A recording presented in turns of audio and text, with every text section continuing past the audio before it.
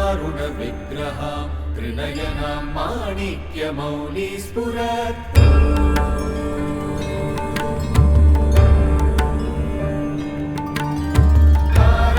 तारानायकशेखरा स्मितमुखी मामीनवक्षोरुहा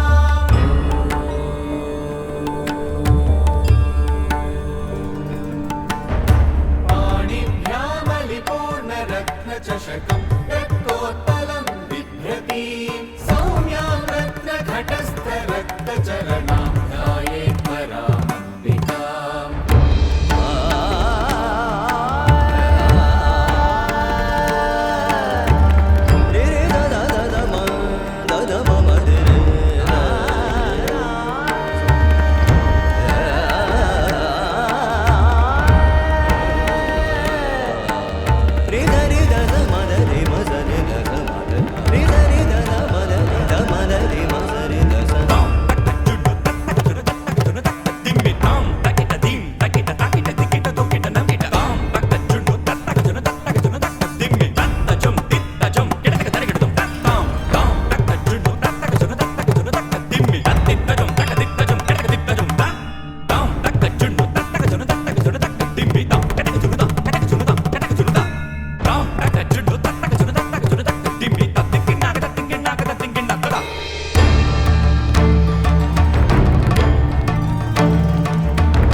सान्निपातिकज्वर सततज्वर विषमज्वर ग्रह नक्षत्र दोषाञ्चान्या हर हर काली sir sir Gauri गम गम विद्ये आले माले काले बन्धे भज भज विद्ये मख मख विद्ये नाशय नाशय पापम् हर हर दुःस्वप्नम् विध्वंसय विध्वंसय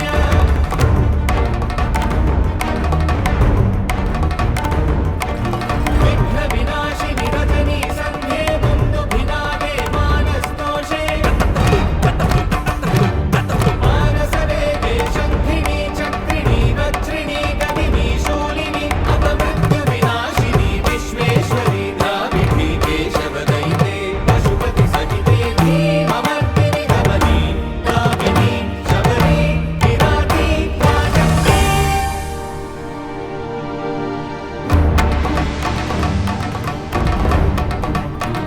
ॐ द्रं द्रं द्रं द्रं द्रं द्रं ॐ द्रं गुरु गुरु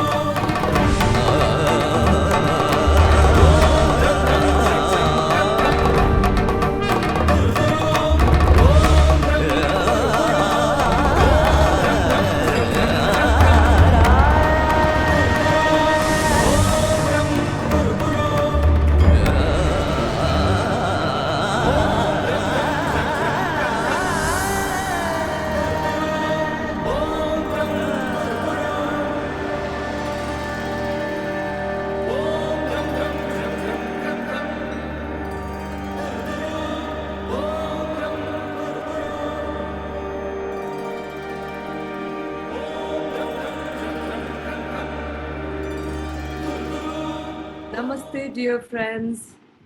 Suprabhatam. Good morning, good evening, good afternoon, wherever you are in whichever part of the world. Thank you very much for joining us from your respective locations around the globe. Welcome again to this 24th day of the Yogathon on celebrating wellness. This program is being organized by Indica Yoga, and Indica Yoga is a platform that is dedicated to promoting authentic, immersive, and transformative learning experiences and teachings from the yogic traditions. We've had a variety of programs thus far on this festival. Today, we have another very special talk on yoga psychology, a pathway to mental well-being by Dr. Richa Chopra.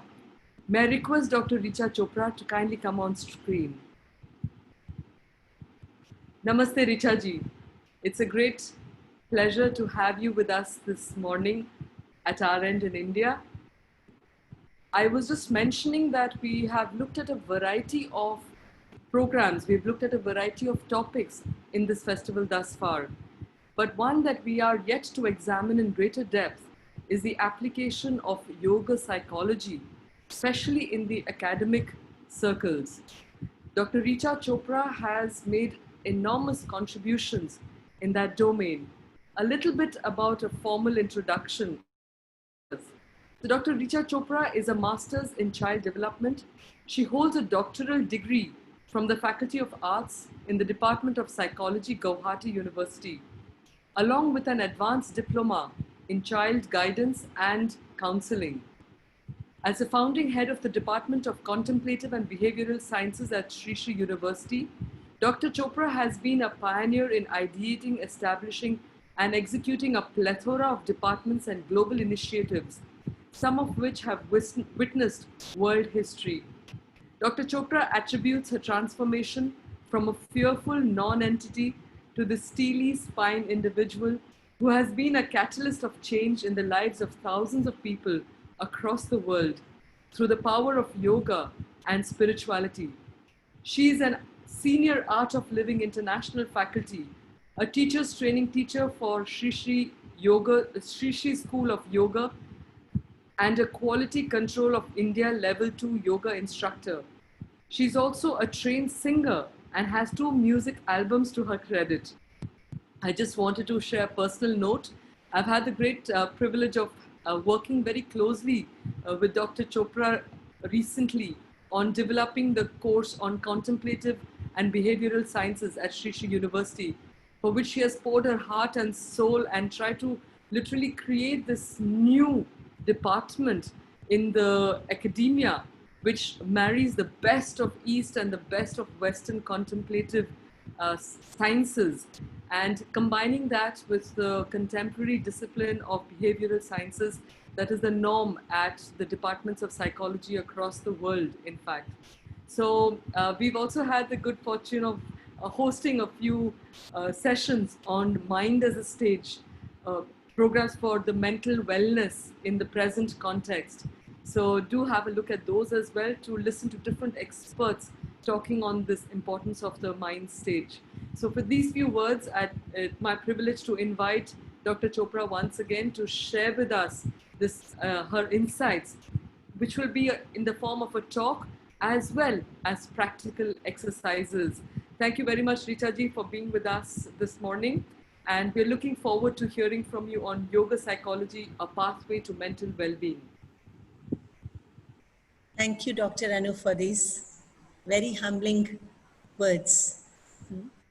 And I resonate the same feeling, having worked with you so closely on developing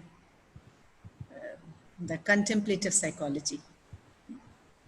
So to all the esteemed viewers, audiences, my pranams and a very, very good morning from India.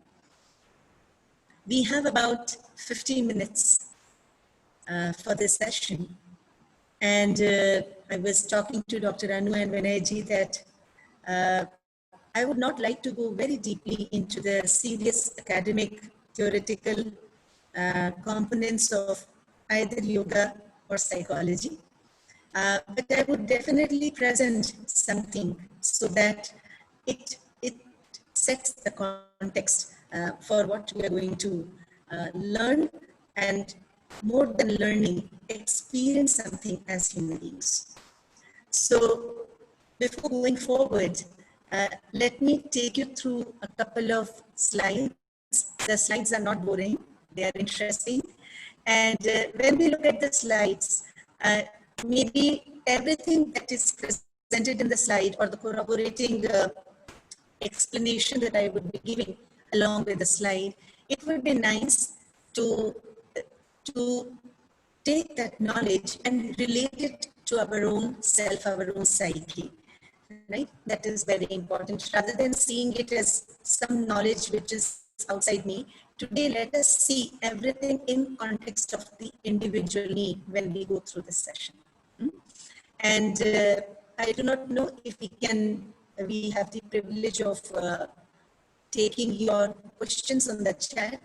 And if there is, you can start putting in your questions only once when we open the forum for questions. Otherwise, there may be some diversions. So we can keep that as one rule, that we can definitely take your questions when we open the forum for the questions. So I hope my slide is visible. Dr. Anu, is it visible? Not yet, Richa-ji. Okay, please give me a minute.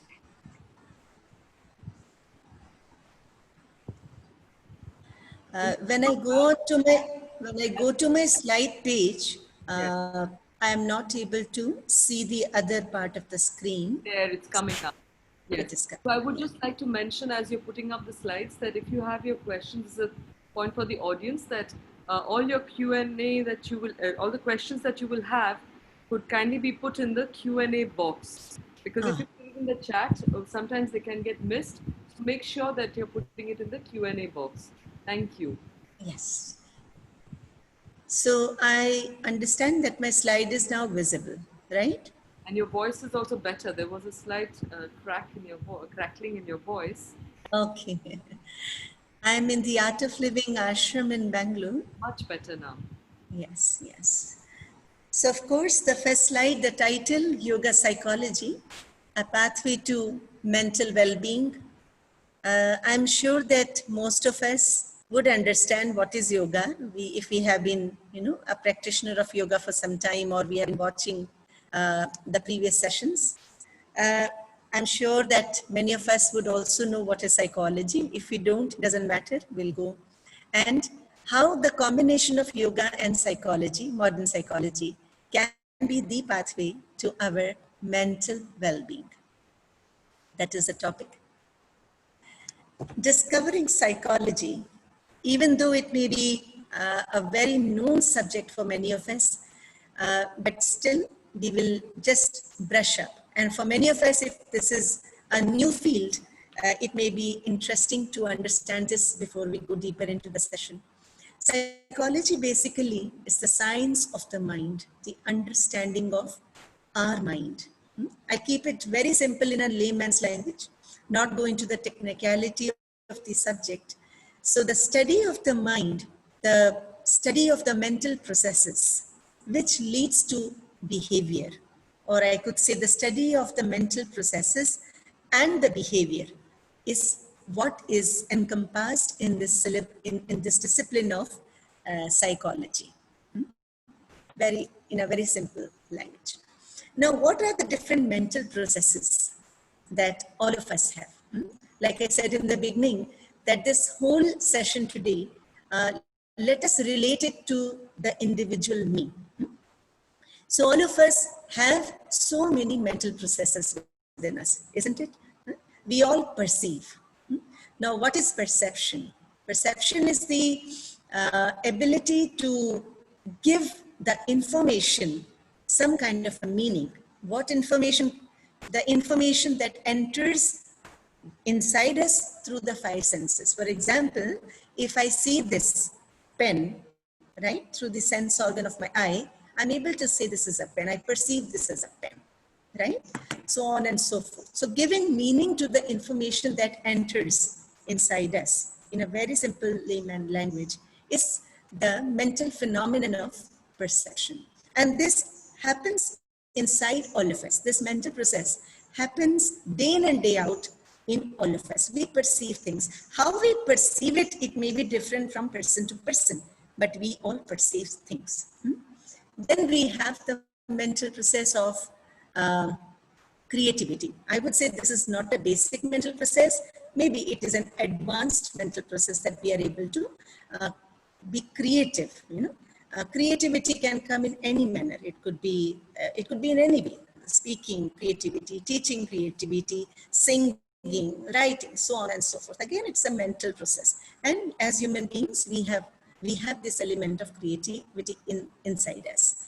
Then the mental process is that of attention, right? We're able to put our attention on something and draw out our attention from something else. That is also a mental process. Then we have the mental process of memory. The very fact that we are able to remember things, remember the name, what did we study, who are the people in our home, yeah, what did I eat for breakfast today morning.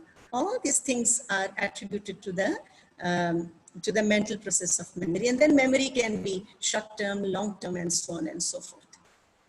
Then sensation. If somebody pinches me, yeah, I feel a sensation. If I put my finger in the fire, I feel that it is hot, right? Then we have the mental process of thinking. I think many of us can relate to this very well.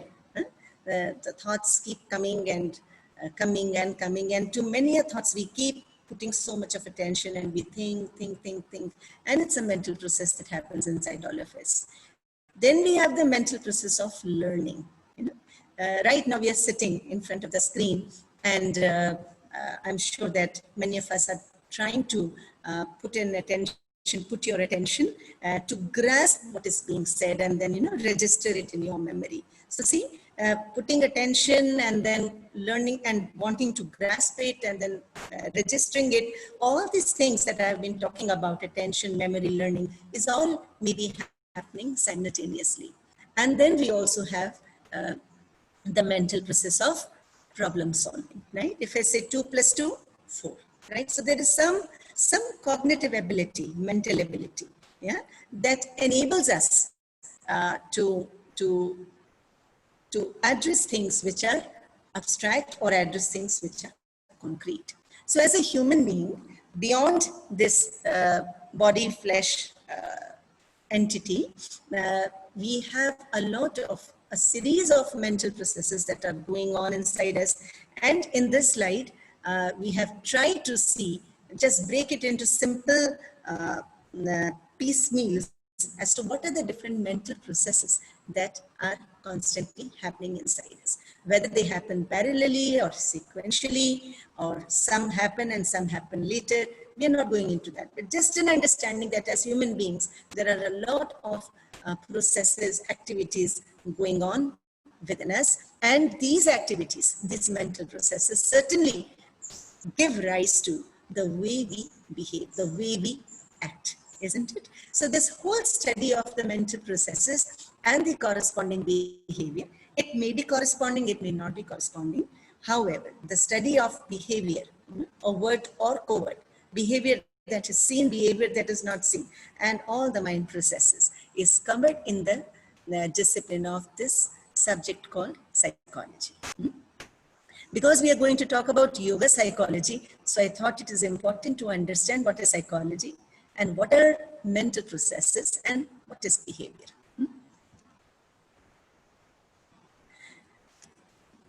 So these are certain philosophical questions that come. And one of the, I have put 3 philosophical questions here. Yeah? Mental processes, we have talked about mental processes. Now, one of the philosophical questions that may come, or that comes is, what is the mind? We have all heard the term mind, isn't it? Mind, mental processes. What is the mind?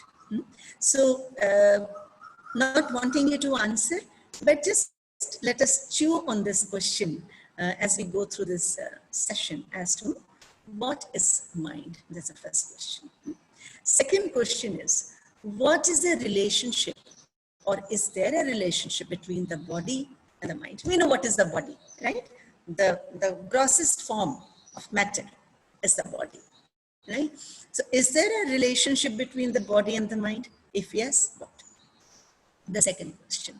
And third philosophical question, is the mind present at birth, or does the mind develop through the experience that we gain as we grow up? So let's just keep these 3 questions in our mind, and we'll keep these questions with us, and we'll see how do we address this, or maybe construct some knowledge out of it. What is mind?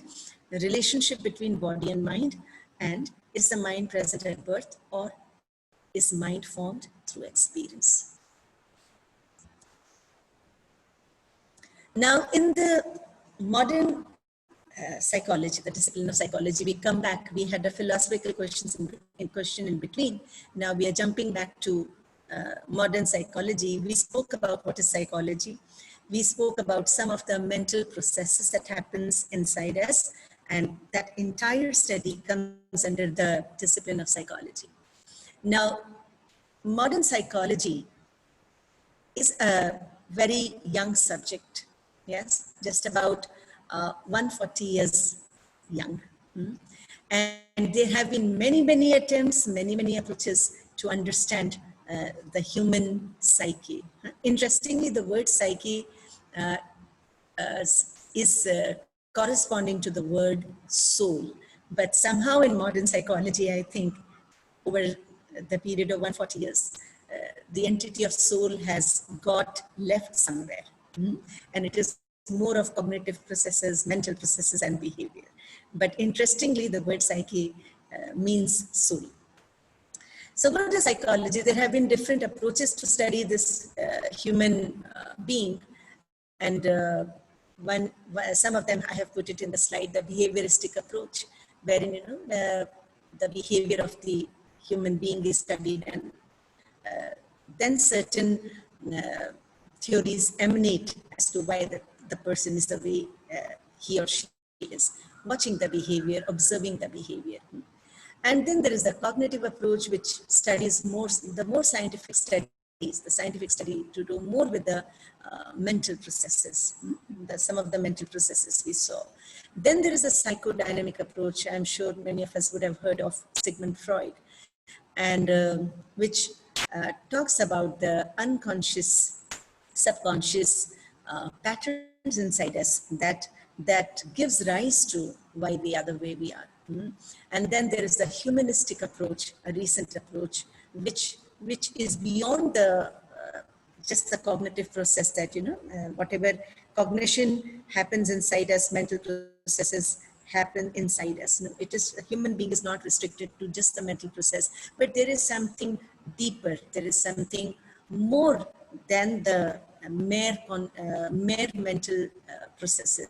So that is a humanistic approach, which has now started contributing a lot to the field of modern psychology. So not going deeply into the different approaches, but the whole idea of this slide is to just give a small understanding that this branch of psychology, the approaches to human psyche, to understand why we are the way we are and why are we different, and why do we respond differently. There have been so many attempts to understand this mind-body complex, and the approaches have been mentioned here. Again, all pertaining to the discipline of modern psychology. Now, psychology in India has been here for thousands of years. It may not be under the name of psychology, but understanding the mind, what is the mind, how to tackle the mind, how to handle the mind, how to level the mind. This has always been there with us for thousands and thousands of years ago, from thousands and thousands of years ago. And this understanding of mind from the context of the givings from this land has been very holistic. It has been independent. It has been interdependent. It is just not that mind is independent entity. It is dependent on so many things. For example, the interdependency of the mind with the cosmos. And the quest to understand the mind, the quest to really understand the mind and navigate the mind and transcend the mind, this has been there. This has been there in our scriptures, across almost all our scriptures that talk about the mind in various ways. And the whole idea to understand this faculty of the mind and transcend is for the knowledge for liberation. Who am I? And so on and so forth. So some of the texts, of course, because the audience is very heterogeneous, that is what I understood from Dr. Anuradha. So I'm putting it in a very simple layman language, that our ancient texts, for example, the Vedas, Upanishads, the philosophies, the six darshanas, Ayurveda, Yoga, Bhagavad Gita. Some of these I have taken, and if any one of if some of us have had an opportunity to be acquainted to these texts, or have some idea about this, or have no idea about this, all of these definitely talk about the mind and the different vicissitudes of the mind, and unraveling the mind and transcending the mind. The approaches may be different, but it all talks about the mind. Then there is the concept of the five koshas. Five koshas is the five sheets, the five sheets. I will come to these as we start discussing, but maybe you can just keep a note or just pen this somewhere if you have no idea about this. The three gunas, the seven chakras, the energy centers. Chakras are the energy centers, and there are many chakras. Primarily, the seven chakras will be talking about. And the four states of our consciousness, four states of our being. So let's just keep these keywords somewhere in your diary, or you can just note it somewhere. And we can start talking. When we talk about yoga psychology, it would be interesting to talk about the koshas, the gunas, chakras, and the states of consciousness. So these are certain concepts when it comes to mind and transcending the mind. And these are certain concepts that are deeply linked to some of our philosophies when we talk of mind, especially from the context of psychology in India. So the way we spoke about mind and the concepts of mental processes from the Western component, like learning, memory, cognition, attention, creativity. We talked about some of those things. And in the Western modern psychology, and here in Indian psychology, we will be talking about the mind, understanding mind, and these are some of the keywords that can help us to correlate the two as we go forward. So right now we are just opening up the Pandora's box, and slowly, even though the session is not very big, it's a small session, we'll see how many dots can we really join. One more word which is interesting both in Western and Indian psychology is consciousness. We'll see what is consciousness. What is the difference between consciousness, and how does modern psychology see consciousness, and how does Indian psychology see consciousness? What is the paradigm of consciousness from the context of West and East? But yes, not again going into the academic detailing. Consciousness is that sense of awareness, that sense of I-ness, or how do I say, that awareness of that I am. Yeah, let's take it at the moment, just to give us an idea as to what is consciousness. Just that beingness in me, that awareness in me. Let's keep it at that for the time being, and we'll take it ahead. So if you see on the slide, it says that the knowing or being aware, there is a sense of awareness within me, which knows what is happening within me and what is happening outside me. That is consciousness. Consciousness as the interpreter, that awareness that can interpret things within and outside me. And then if you see the fourth bullet point, variations in alertness, we say, no, this person is so aware, and this person is not so aware. So yeah, the consciousness, there is a variation in the alertness, yeah, which keeps, which can be varied from person to person, yeah. And so just to give us an idea as to what consciousness is, and we'll join the dots as we go further, but I'm just attempting to open up a set of ideas, present a set of ideas amongst all of us. So again, some important questions. We don't want any answers, just to chew, just to think. How does the brain, this a piece of meat inside our head, if I can say. How does this piece of meat called the brain create conscious experience? Or is mind equal to the brain? What does complete oblivion mean? How does perception become a first person experience? We are able to perceive things outside, but how do we perceive what is happening inside us, right? That is called first person experience. How independent is our awareness from our mind body complex? There is something which can see my body, which can see my mind. Maybe I call that as awareness. And how independent is that? What is the hard problem of consciousness?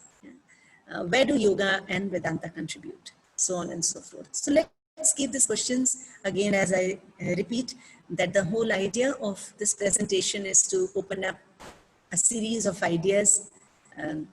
They may or they may not make any sense at all, or they may be making some sense for the time being. Doesn't matter. We will see how best we can connect all the dots as we go further. But once again, let me give a reminder that whatever we are seeing and attempting to grasp, let us just relate all this to the individual me, my body, my mind, my perception, my sensation, my memory. So whatever words you are able to figure out from this presentation, maybe not all, some, see if you can relate this to yourself. That is the whole idea of this session.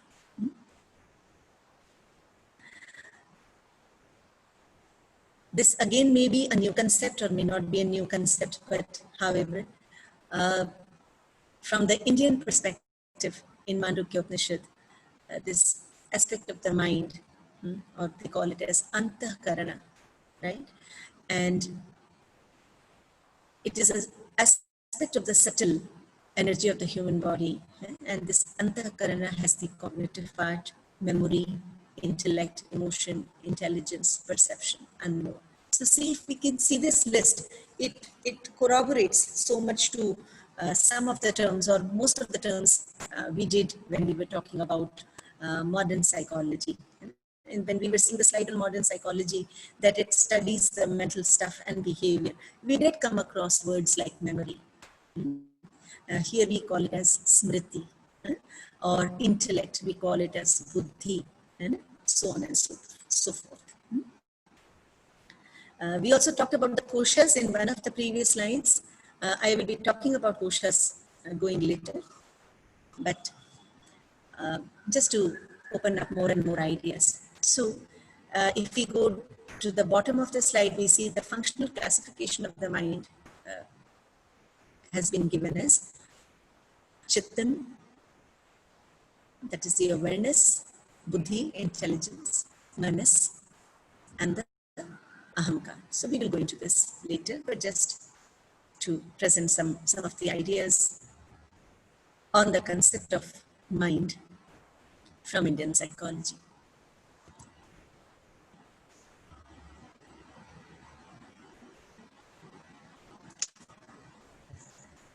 So I'll stop sharing my screen for some time before we go further. So a lot of concepts have been opened up, a lot of ideas. It may be making some sense, it may not be making some sense, doesn't matter. Gurudev Sri Sri Ravi Shankar ji says that the best state is to be in a state of wonder. Where he says it of course in Hindi, कुछ जान के चलो, कुछ मान के चलो, सबको गले लगाते चलो. How do I translate it in English? कुछ जान के चलो. Maybe Dr. Anuradha can help me to convert this into English.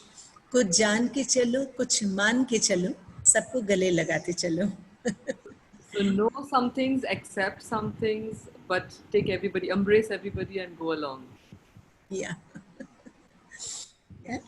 And one thing that I have understood being with a spiritual master for 20 years is that all the knowledge that has been gained through learning, through mainstream academia, or through our own efforts, to go deeper into mainstream knowledge, the whole utility of this, the whole application of this is to really make us, each one of us, humble, emotionally intelligent, and feeling very, very peaceful, very, very settled within us, right?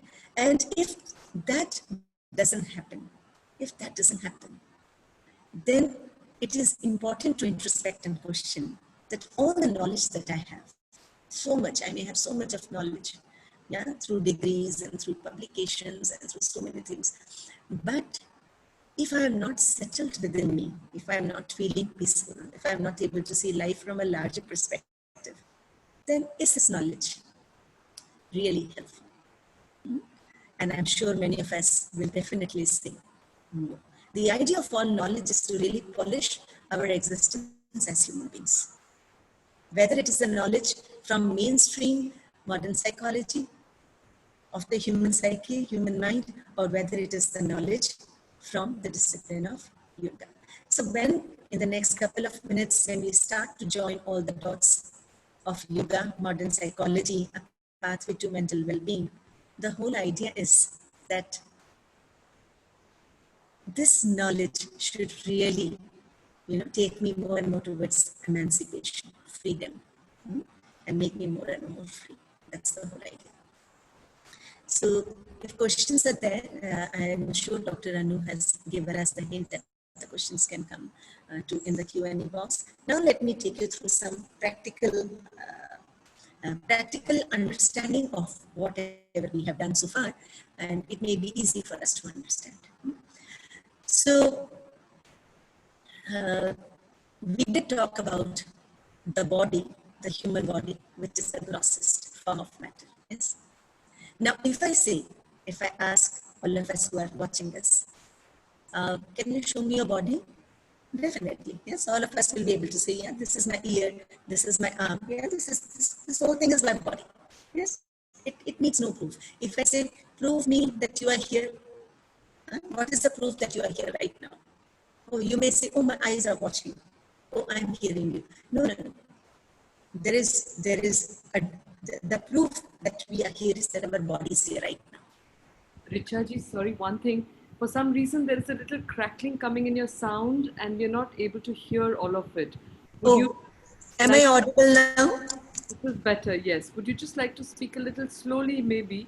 So then we're able to follow you and your instructions. Is my voice better now? Better, yes, please. Okay.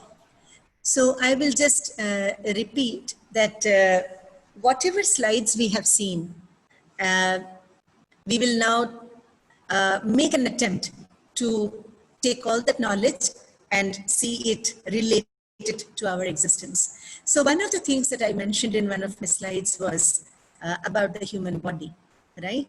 And human body, if I say, what is the proof that you are here? You may say that I am able to see you, I am able to hear you. Yeah? That is the proof that you are here. But actually, the proof that each one of us is here is our body is here. Right? So as human beings, we all have this body, which is gross, and we can see it. Yeah? We pay so much of attention to this body, right? Now, beyond this body, we have our breath, isn't it? We are all breathing. Let's take a breath in and hold the breath for some time.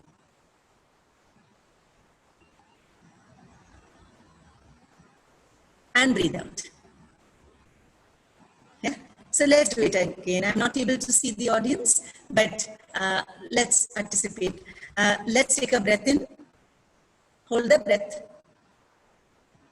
Hold. Hold. Hold. And hold. And hold. And breathe out. What a relief, right? So apart from this body, we have our breath, which keeps this body alive, right? And we hardly pay any attention to our breath. We hardly pay any attention to our breath. And we've also seen that when we experience emotions, in the Western psychology slide, we saw the mental processes, and there was one word called emotions, if you remember, right? We all experience emotions, anger, jealousy, lust, so many different kinds of emotions, right? Think of all the emotions that you experience within you, right? Think of all the emotions. And now correlate these emotions with the breath. So when I get angry, I means each one of us, right? What happens? Our breath becomes fast. When I feel depressed, my breath becomes shallow. So the emotions are linked to my breath scientifically. Yeah. Now, so we have spoken about the body, we have spoken about the breath. And when we were talking about the breath, we were also talking about how different emotions inside us actually have an impact on our breathing. Right? Okay. Now, the third component, we have been talking about mind for the last 30 minutes. Mind. Now, what is the mind?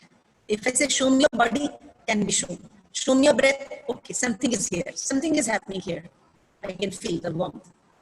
Where is the mind? Show me the mind. Nobody can show. Where is the mind? It's all over. Cannot be pinpointed where the mind is. And we are talking about the mind. But we have mind, right? Okay, let's see what is the mind. Now, for the last 30 minutes, we have all been probably hearing and seeing me, right? So to hear and to see, my question is the ear and the eye enough to be able to see something, to be able to hear something? Is the sense organ enough? The answer may be no. Because many a times my eyes are open, I don't see things. Many a times my ears are open, I don't hear. So that means the sense organs are not enough. So to see, to hear, to smell, I need the sense organs plus the mind. So what is the mind? It is a perceptive ability through which we take information from the world inside us. That is what is the mind. I wish I could really detail all this, but due to the paucity of time, I will have to go a little fast. So mind is the perceptive ability which works through the five senses to take information from the world. Perceptive ability. We talked about perception in our earlier slide. Right? Now, when I take the information from the world through the senses inside me,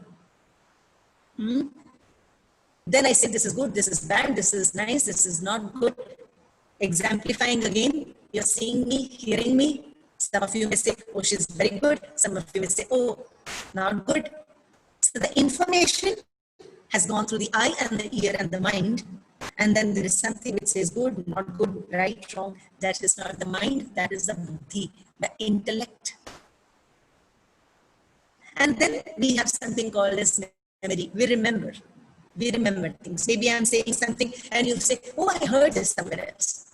I can recall this, right? Oh, I know where my house is. What is my name? Memory. Smriti. That is also there. And then we have the sense of identity. I am, for example, Dr. Richa. Or I am a psychologist. Or I am a mother. Or I am not good. I am not confident. Whatever. Some sense of an identity. Could be inferiority, could be superiority, could be anything. That is my identity. And we call that as ego or ahamkar. Now, beyond all this, beyond my body, beyond my breath, beyond my mind, beyond my intellect, beyond my memory and ego, there is something in me which can see all of this. I know my body has changed. All of us feel, oh, our body has changed in the last 10 years. I know my breath keeps changing with different emotions. I know that my mind also changes. Sometimes I can focus, sometimes I'm not able to focus. My mind keeps changing, it keeps running here and there.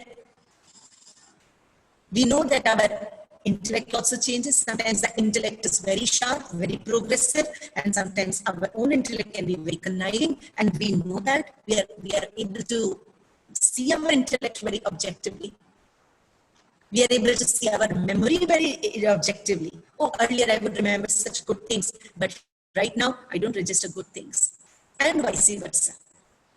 And we are also able to watch our ego sense very objectively. Oh, earlier I was so natural with everybody when I was a child, so free, right? And now I think I feel so stiff. So see the ego that was so expansive, and now the ego that keeps me so walled. Who is it in me who is seeing all these changes? There is something which is not changing, certainly. Only then I can see all the change. And that is the awareness that the Indian philosophy talks about. That awareness, unchanging awareness.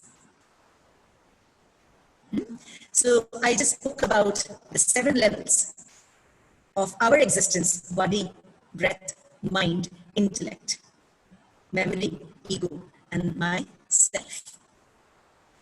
If you remember, I also spoke in one of the slides. I was just opening the Pandora's box, talking about the koshas, the 5 sheets, something akin to the 7 levels of existence. The Annamaya Kosh, Annamaya, the body, the environment, that sheet. And then the Pranamaya Kosh, prana, subtle life energy, vital energy. I spoke about the breath, right? So that is the other sheet. And then the Manomaya Kosh, the sheet of thoughts, emotions. Vijnanamaya Kosh, deeper intuitive thinking. And then Anandamaya Kosh, self. So seeing the parallel of the 7 levels of existence and these 5 koshas, which defines the existence of a human being. It is like, the onion, you can say, you can just peel off one sheet and see who we really are. Yeah? So once again, the last set of few slides.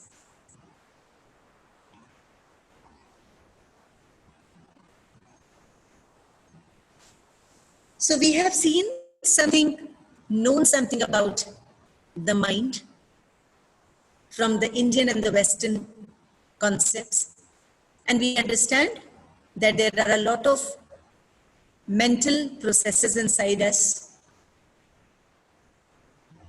And we have seen some of the processes of what is the memory, what is the intellect, what is the perceptive ability, the ego sense, so on and so forth. And all this is happening inside us.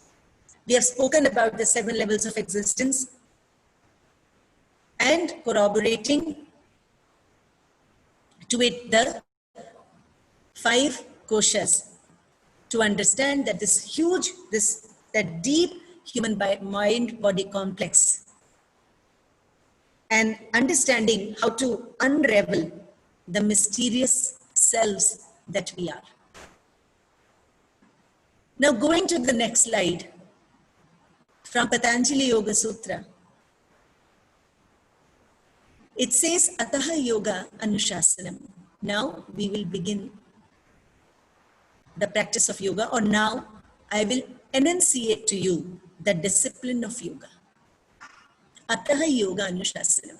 What is yoga? Yogastu Chitta Vritti Nirodha. What is yoga? A mind which is free from modifications. A mind in which the modifications of the mind are arrested. That is what is yoga. We have seen what is mind. We know that the nature of the mind is restless. It keeps shuffling from the past and the future. The mind is all the time in a state of flux. Right? We know that. We have seen our own mind, how it works. Right? And what is yoga? It is the restraint of the modifications of the mind. And what happens when we restrain the modifications of the mind? Tada drishtuhu swarupe avasthanam. So that the unchanging me, I spoke about the 7 levels of existence, and the last being the self. That seer, that seat of unchanging me, I can abide there, right? And if I don't do that, what happens? I become one with the modulations of my own mind. Vritti swarupe taratra.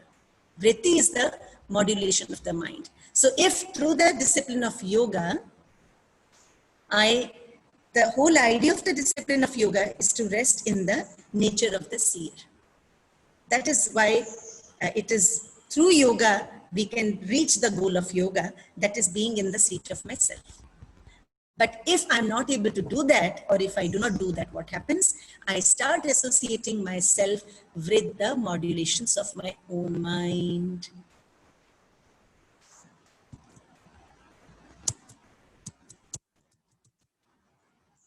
For some reason,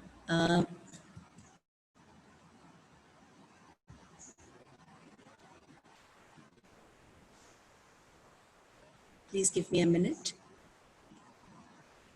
Is my slide visible? The screen sharing just stopped, Richa ji. Okay, please give me a minute. If it doesn't move, then we will just stop the slide, because it's almost time now for the session also to end.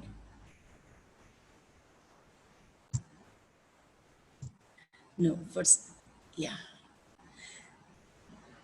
So what are the modulations of any human mind?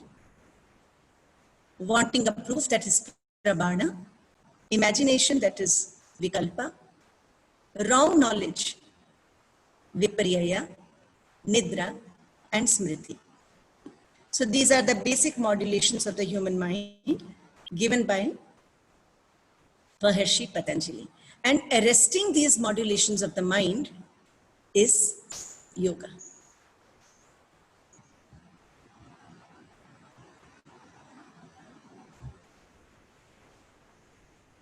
So more details on the mind.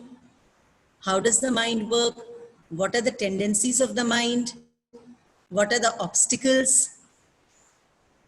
And what are the disturbances resulting from the obstacles? It is all given in the slide.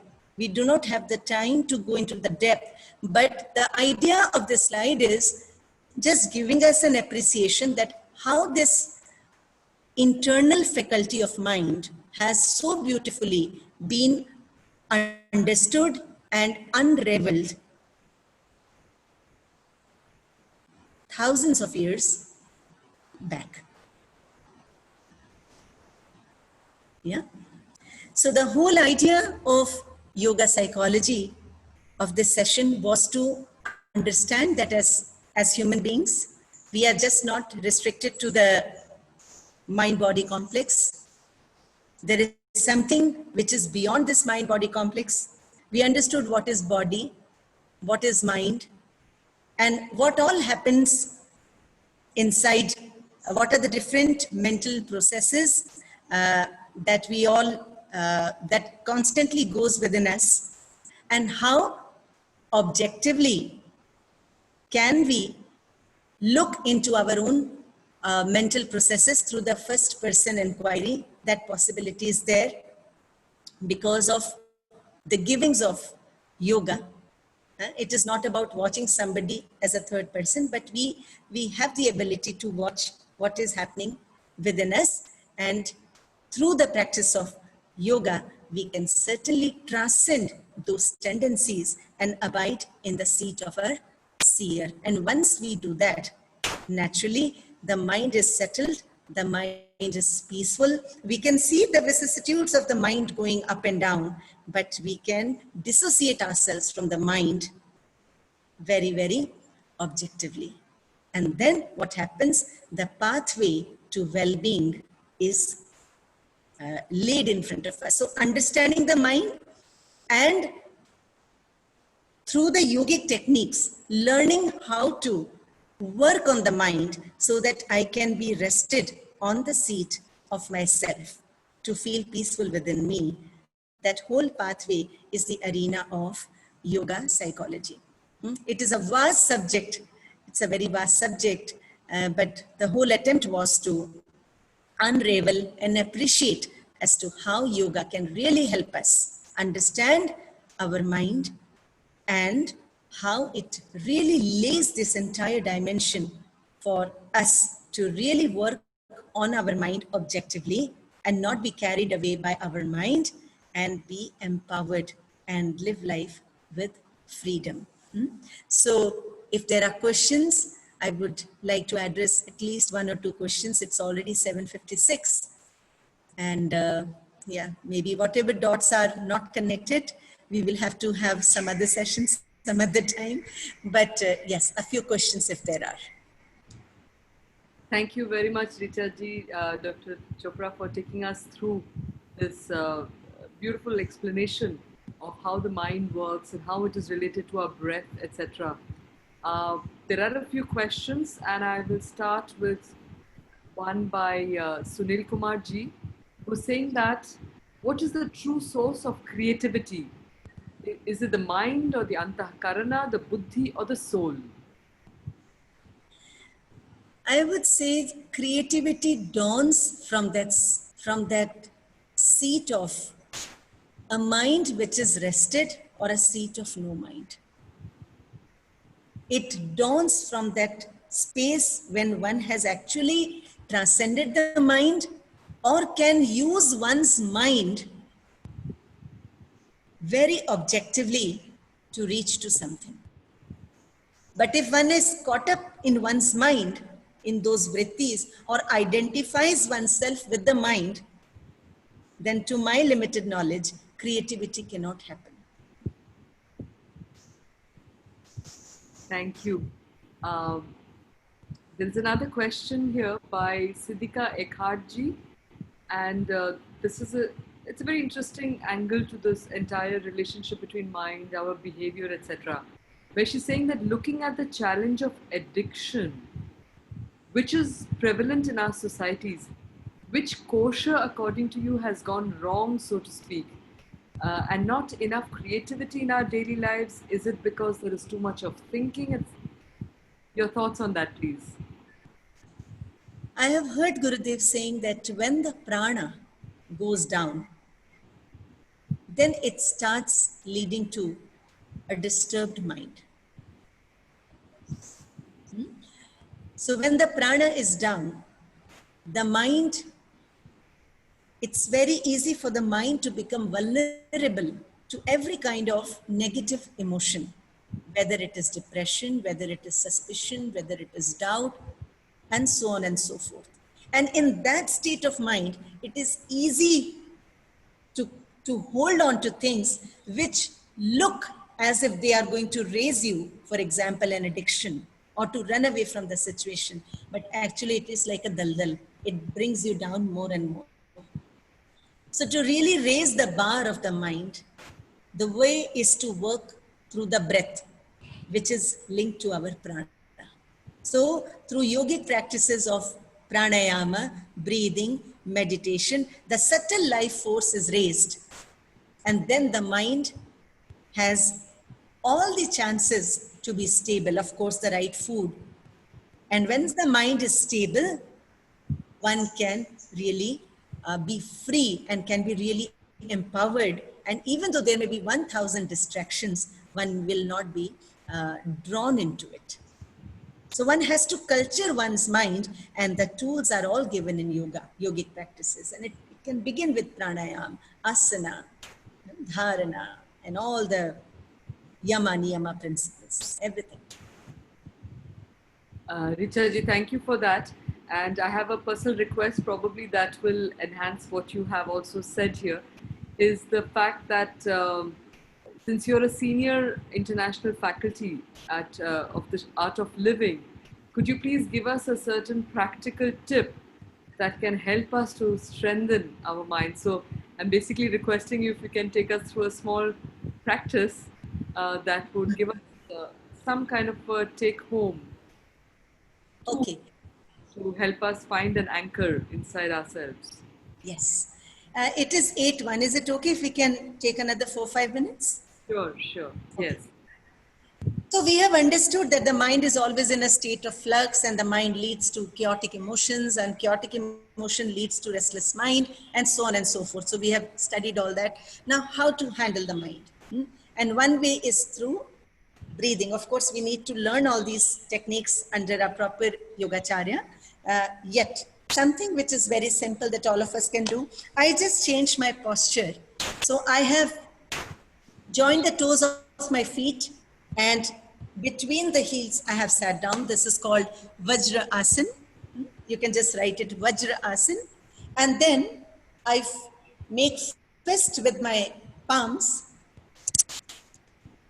and I place the elbows next to my waist. Yeah, this is the position. This is called Bhastrika. It's a deep, powerful breathing exercise. And whenever we feel low or the mind is feeling very unstable, a couple of rounds of Bhastrika can really help settle the emotions. So how do we do this? When I say breathe in, hands go up, palms open. And when I say out, so my mind is saying in and out, and I am breathing in and out through the instruction of my mind. For example,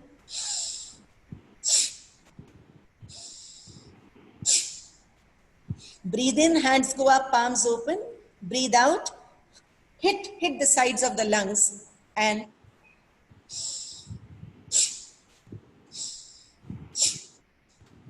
we breathe in with a force and we breathe out with a force. So the inhalation and the exhalation is forceful breathing, normal forceful breath. The sitting posture is Vajra Asan, and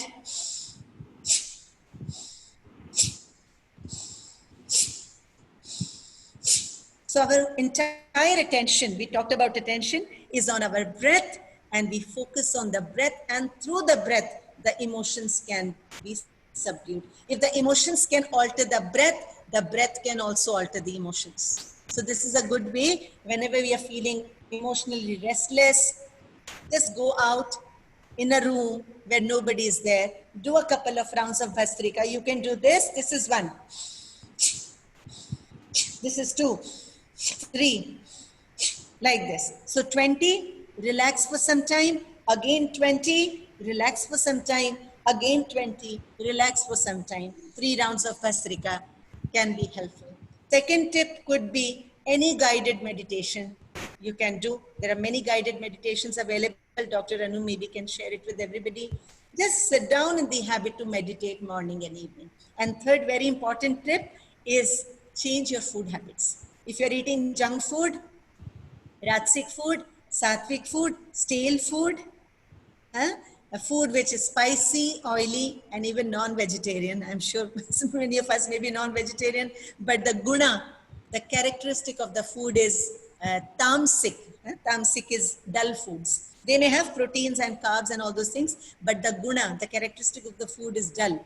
So non-vegetarian comes in that. So when we change our food and we eat more of fresh foods and at the right time, the prana starts to rise and the mind starts to settle. So 3 tips: Bhastrika, meditation, and proper sattvic food, and rest. If possible, whenever it is not needed, de-link your senses from all extra information, whether it is the WhatsApp or the Facebook or TV, wherever it is not needed, de-link yourself from extra information that goes through the senses, because that makes the content of our mind. So the doors are the 5 senses. Make sure what you want to expose these 5 doors to. That will become the content of your mind, which means the content of your intellect and memory and everything. And perception also. So 4 tips. Thank you very much. There was just one clarification I had. They say that these strong breathing exercises should not be done by people who suffer from certain problems like maybe hypertension, etc. So would you like to put in a note of caution about what kind of contraindications are there that one needs to be a little aware of when doing this practice like Bhastrika? Yes, that is why I said that these practices should be learned under a proper trained teacher. And for Bhastrika, if somebody has high blood pressure, See, we are anyways breathing. We are just altering the rhythm of the breath. So when we're doing Bhastrika, instead of putting much pressure, we can do it lightly. For example, we are anyways breathing, but we are just giving it a rhythm. And for us, those who do not have high blood pressure or something something related to the heart, coronary heart disease or something, they can do it like they can all do it with the force. And for people who have, say, pregnancy, initial pregnancy, high blood pressure, coronary heart disease, stroke, or something, they can do it, but very lightly. Because the breath is anyways happening. We are just giving it some rhythm and we are putting the attention on the breath. The mind is like a kite, it can be handled through the breath. We have a warm message of appreciation from Raghuramji, who says that this was a nice session, explained complicated topic like psychology in simple language. And I would just like to mention to our audience that Raghuramji himself is a wonderful speaker, internationally renowned speaker, and he was on our program also on the in the first part of the week, and he spoke to us on bhakti yoga. So do listen to his session as well. I mean, I'm just taking this advantage of trying to get people to listen to the variety of very rich insights that have been shared on this platform. So please make the time to also listen to that. Richaji, another question for you, and this question is by Isabel Maria Lopez Aguayo. We're very fortunate to have people logging in from different parts of the world.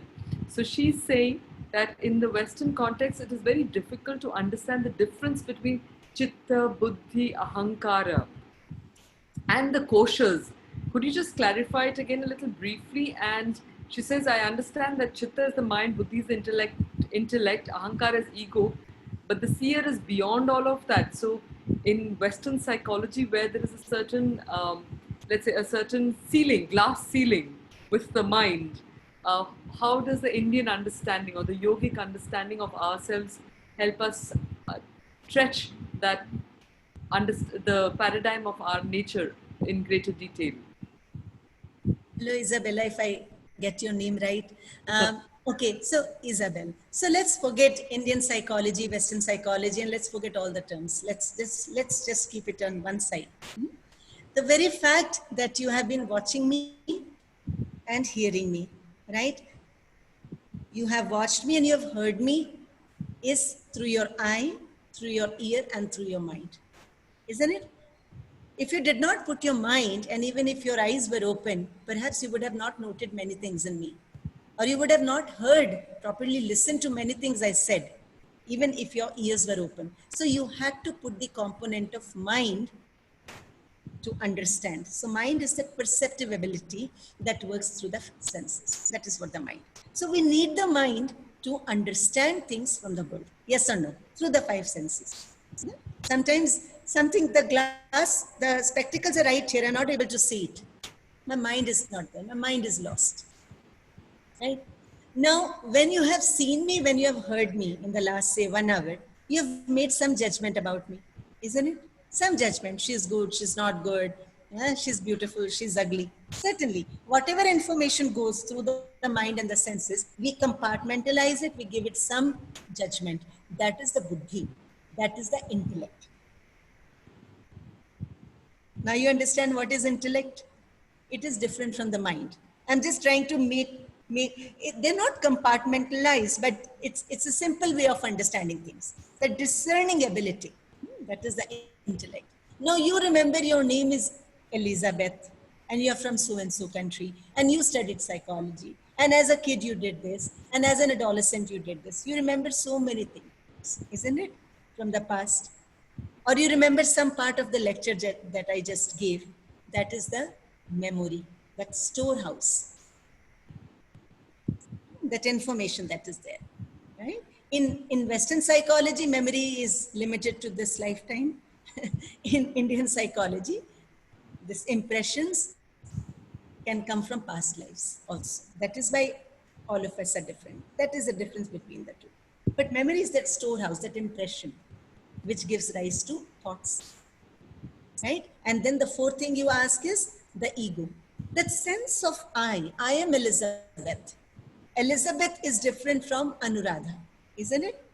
Isabel, yeah. Elizabeth. Isabel. Isabel, right? So Isabel is different from Richa. Yeah? So this concept of I-ness, we all have, no? Whether I'm feeling good, I have a low self-esteem, high self-esteem, whatever concepts we have about ourselves in terms of physical body, emotional attributes, that is what is all the ego. Now you are able to see your own body, isn't it? You know that my body has changed in the last 10 years, even if nobody says. You know that your mind has changed. Earlier it would go here and there, and now the mind is more stable. Or you can see the change in your own intellect, right? Earlier my intellect was so sharp, so progressive, but now my intellect is always finding conniving things, right? So as human beings, we are able to see our own body, own mind, own intellect. So who is it who is seeing? Who is it in you who is seeing the mind? It's not your mind, no? There's something beyond the mind. So that unchanging me, that can see objectively all the things in me changing and all the things changing outside, is that awareness. That awareness which contains the body and the mind. And when I say mind, usme, in that the intellect, ahankar, ego is all taken care of. It's all there inside that. Just for simply understanding it simply, we have compartmentalized it. And the koshas are again an attempt to understand this whole human mind body complex and beyond as, you know, sheath. So the Annamaya kosha, the body and the surroundings, and then the vital life force, Pranamaya kosha, and then the sheath of thought, sheath of emotions, sheath of intuitive thinking, and that sheath which is in bliss, Anandamaya kosha. So different approaches to understand the human entity, different theories you can say. Kosha theory is one, Guna theory is another, Freudian theory is another. So different ways, different approaches to understand the human mind-body complex. But the best way you can understand yourself is through your self-inquiry. What is happening in my mind? What is this body? Who is it in me who is seeing my mind? And so on and so forth. So through the practice of yoga, through the philosophy of yoga, the understanding of ourselves can become very, very enriched, right? But ultimately, it is we who have to discover ourselves. That is the difference between modern and Eastern psychology, yoga psychology. I hope I've been able to answer that. Yes, you've done it so beautifully that Dr. Namrata ji, who's again a very regular participant on this program, she's saying it's like a mother talking with children very nicely. So thank you very much for very clearly laying out the different aspects of what I call the psychological anatomy that different systems present to us. So thank you very much for that. We have another question by Dr. Jaiprakash Gupta from Sydney, again another very regular attendee of our program. So he's saying, is it paradoxical that consciousness or nothingness can be experienced by body-mind complex? The dichotomy between experience and physicality, the hard problems are still not solved. So any thoughts on that? The hard problem of consciousness is going to remain the hard problem of consciousness. How do I prove that I am? How do I prove love? How do I prove truth? See, the intellect has very limited ability to prove something or disapprove something. But this consciousness, this realm of awareness with a capital A, or this consciousness with a capital C, is beyond all proof and disprove. What can be proven today can be disproven tomorrow. But the very fact that I am needs no proof. If I am hungry, I don't need a machine to tell me how much of hunger my stomach is. How much of hunger is my stomach is hungry. I know that best, right? So in this realm of consciousness, the mind, the body, everything is experienced. Yes. So I think Because the mind becomes an object the minute we take the stance of watching the mind from the space of the awareness. And this phone becomes an object when I see it from my mind, and the mind becomes a subject. But the mind can become an object when I see it from the stance of my awareness. yes. And I think another point that he was trying to sort of ask you to shed some light on was that consciousness is apparently nothingness. It doesn't have any hard content, and yet there is an interface with the body mind complex. So how does that get translated? This There are so nothingness many different translated to material expression. There are so many different philosophies. Vedanta has one philosophy, and in Vedanta also different philosophies of Advait Vedanta, and it Wait. is Advait Vedanta, Vishisht Vedanta. Right? I'm not an expert on that subject, but I'm with my limited experience or experience of a sadhika being with a master is that these things again one stance could be to understand it intellectually, theoretically, and what I have experienced is to experience that state which comes through practice and which cannot be intellectualized, which cannot be proven, which cannot be put in certain words. Yeah, but there is something definitely that awareness in each one of us, and in that awareness, we can objectively see everything. Whether it is the body, it is the mind. Now, whether that awareness is Brahman, which is shedding light on this mind, on the body, and this universe, there are so many theories to it. Thank you very much. So I'd just like to, there's some of our participants want to tap into your vast experience working with children. So we have again Dr. Namrata Reddy who's saying that, do you have any tips for helping children boost their methods? Like how can these yogic techniques, how can the yogic techniques help boost children's memory? So enhance the memory of people. And there's another one by Kali Tiwari ji who's saying that how do you control our behavior? So how can these techniques really help us get more mastery over our some certain automatic functions of memory or behavior, etc.? What happens is the nature of any human mind, as Gurudev puts it very simply, is dual. Very simply, he puts, first is the mind is in the past or in the future. Any human mind, except for the mind of small children, they are in the present moment. So when the mind is in the past, normally we regret. Normally. When the mind goes to the future, normally we are anxious and insecure or worried. And every human mind, right now, if we are here in the session, I'm sure many minds have already gone into the past and future again, come back to the center. We are not there in the moment. We are not there in the moment. So when the mind is not there in the moment, all sorts of emotions start clinging to this mind. When the emotions, different emotions start clinging of anger, of lust, of fear or whatever, what happens? It affects our memory. The memory which can be used as a great faculty to remember good things and take our life ahead, it gets bogged down, it gets clogged with all these kind of emotions. It affects our buddhi also. If my mind is colored with so many emotions, naturally my intellect is also not going to function in the right way. So this mind which keeps oscillating between the past and the future, the first nature of the mind, the second nature Gurudev says is, mind has a tendency to cling to negativity. So 10 good things in life, one not so good, mind will go there. So if you understand this nature of the human mind, leave aside all the other things that I spoke, past and future, and clinging to negativity. If we can just handle this part, everything is sorted. Because then you bring your mind to the present moment. We were always in the present moment when we were kids. That is why we were so joyful, spontaneous. No raga, no dvesha, nothing. Somebody slapped, we forgot it next moment. Now somebody slaps us, we'll not forget it for 10 years. So how to bring the mind to the present moment is the crux. That's it.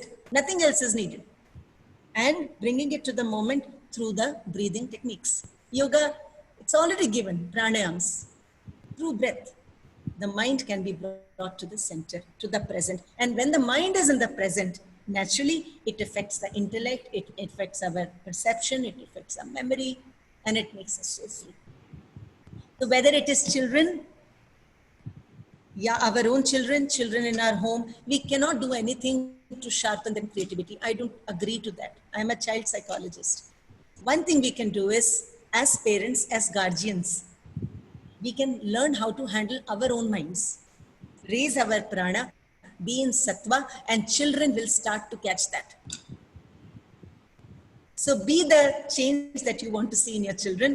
And number two, limit what your children are exposed to all the time. Because the content of these five senses is becoming the content of their mind, which includes the memory and intellect and everything. Second, and children can also be taught simple yogic techniques, breathing, pranayam, meditation. They can be given all these tools. The philosophy of yoga can be taught to them.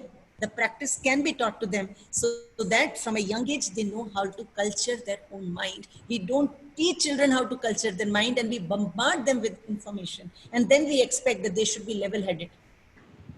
Which school, which college has taught children to culture their minds?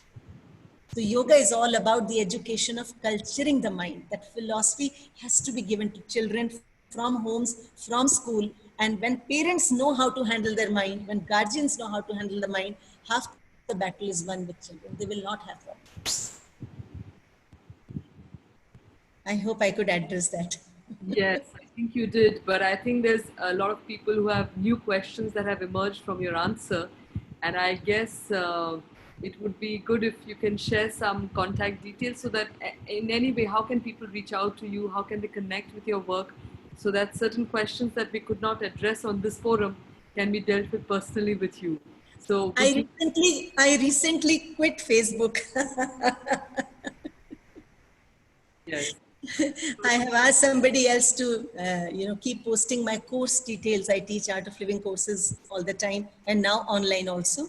So somebody on my behalf keeps posting my upcoming course details, but otherwise I'm not on Facebook. I can be reached out either on WhatsApp or email. Would you like to reach out to you while I announce the rest of the day's programs? Would you just like to type those details into the chat box with all panelists and attendees? And I'll just make the announcements and I'll come back to you for a message from you. Okay, so I will just write it here. Thank you. So thank you all for being a wonderful audience. I now request you to stay with us for the remaining programs of the day. Srinivasji, may I request you to kindly put up the poster for the rest of the day?